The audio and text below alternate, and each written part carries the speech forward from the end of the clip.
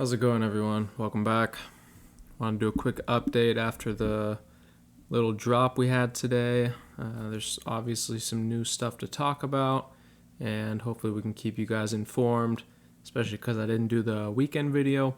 So here's the SPY, and one of the key things coming into this morning was that the VIX was actually gapping up with the market, and so that's always something that you want to keep in mind. If the market's gapping up and volatility is also gapping up, it's probably not a good sign. So volatility was here in the morning in the pre-market, and you have the SPY gapping up as well, and so that's typically a sign that the gap up is not going to hold. And so we had some longs on certain names coming into today, and we took those right at open because of this signal, and we wanted to reduce that long exposure, and so it did turn out to be a pretty sizable drop. So at this point, guys, we have obviously this big area of volume here. Maybe that holds up price for a little bit. The general index tends to be mean reverting, so it doesn't always move really fast right in one direction.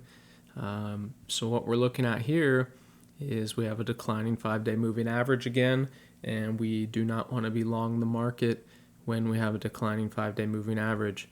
We obviously are in a bit of a range here. Is it possible we go up for another high? Sure.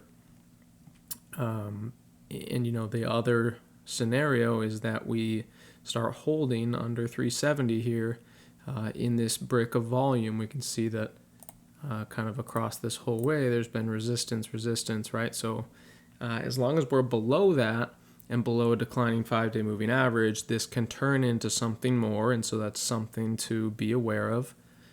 And if we start to get back over 370, okay, then we come up to 372. We kind of take it day by day. Can we actually turn the 5-day moving average back up and get some sort of bullish setup? We've been talking almost every weekend about how the front month vols, the VVIX, has been diverging from the market. It's been putting in higher lows, and higher highs. And so I think I've been beating on it for almost a month now, that the market is not in any condition to go on a bull run.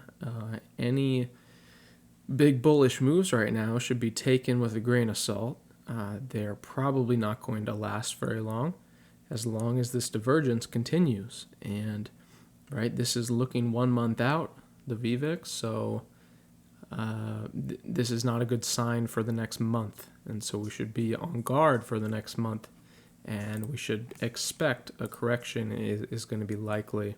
Okay, it's possible we even spike up to a new high. It's very possible. Maybe we just come up and put in a lower high up here, but I wouldn't be surprised to see volatility stay on the rise, and that's something to be concerned about and to be aware of. Let's talk about the levels of interest on the downside real quick.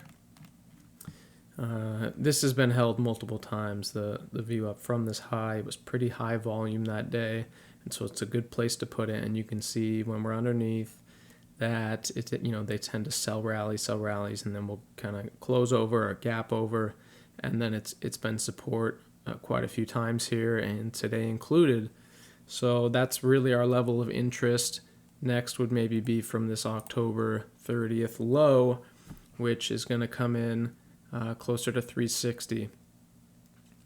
If we were to start losing 360 and the 50-day moving average here, that's when we really get in trouble, and that's when we start looking at here at 350 and all the way down here. If we go to a daily chart,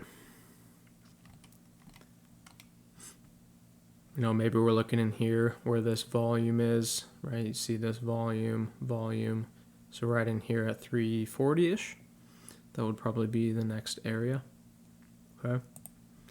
So those are the areas to keep in mind. And I'm going to leave you off with one little trade setup, which I also posted on my Twitter, but I'll just walk through it real quick. Airbnb. So this one had a pretty key area that was right here. And this area was right where the IPO price opened. And the other significance is that we put in a low, came up here, and this was our pullback support before it made a new high. And so that's the area to stay in uptrend that bulls needed to hold. And you can see they held it. Today we had the breakdown, and we have a declining 5-day moving average, and basically every single time frame that's long enough to have a 50 moving average or a 20 moving average, they're all headed down.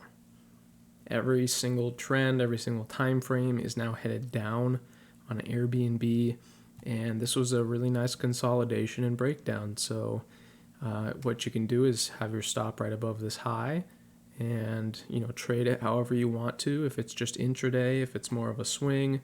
But this can come down and try to retest the lows and maybe make more lows. Certainly if the market is not looking good, Airbnb could definitely struggle because it's one of the weaker things I'm seeing right now that still has a decent risk reward. So hopefully this helped you guys, and stay safe out there in the markets. Don't get caught on the wrong side, and I'll see you in the next one. Peace.